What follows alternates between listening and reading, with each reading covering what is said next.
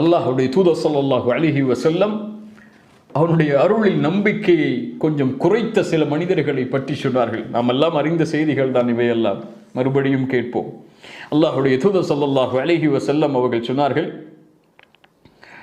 புகாரி முஸ்லிம் ரஹிமஹுமுல்லாஹ் அவர்கள் பதிவு செய்கிறார்கள், ஒரு மனிதன் எந்த பெரும் அமல்களையும் செய்யவில்லை, செயல்களையும் செய்யவில்லை, தனக்குத்தானே அநீதம் இழைத்தவன் மரண நேரத்தில் தன்னுடைய பிள்ளைகளை அழைத்து அவன் வசியச் செய்கிறான், அறிவுரை செய்கிறான், உபதேசம் செய்கிறான், மரண வசியச் செய்கிறான்.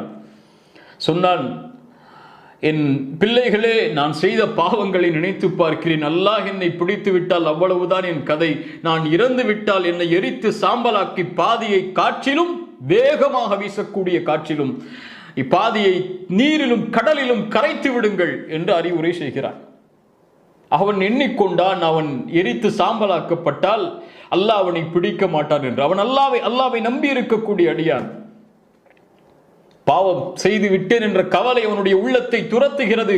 மரண நேரத்தில் பயப்படுகிறான், அல்லாஹ் என்னை பிடித்து விட்டால் என்ன செய்வது, எப்படியாவது தப்பித்து விட வேண்டும் என்பதற்காக அறியாமையில் இந்த செயலை செய்யுமாறு ஏவுகிறான்.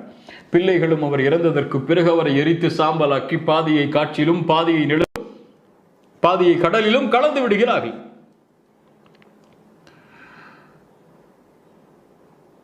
அதற்கு பிறகு அல்லாஹ் ரப்புல் ஆலமீன் அவனுடைய ஆற்றலால் அவனை ஒன்று கூட்டுகிறான்.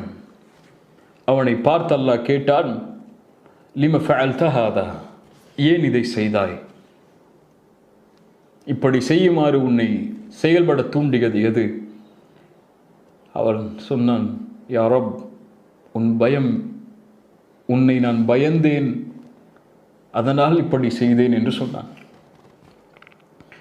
ரசூலுல்லாஹி ஸல்லல்லாஹு அலைஹி வஸல்லம் அவர்கள் சொன்னார்கள், அல்லாஹ் அவனை மன்னிக்கிறான், ஃபகஃபர லஹு, அல்லாஹ் அவனை மன்னித்து விட்டான். சுப்ஹானல்லாஹ்.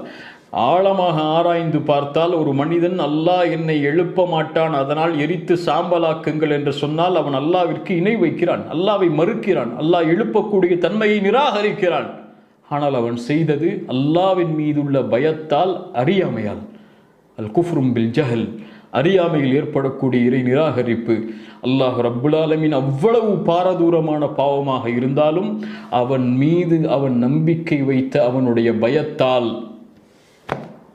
அவனை அல்லாஹ் ரமீன் அவனை மன்னிக்கிறான் என்று அல்லாஹ்வுடைய தூதர் ஸல்லல்லாஹு அலைஹி வஸல்லம் அவர்கள் சொன்னார்.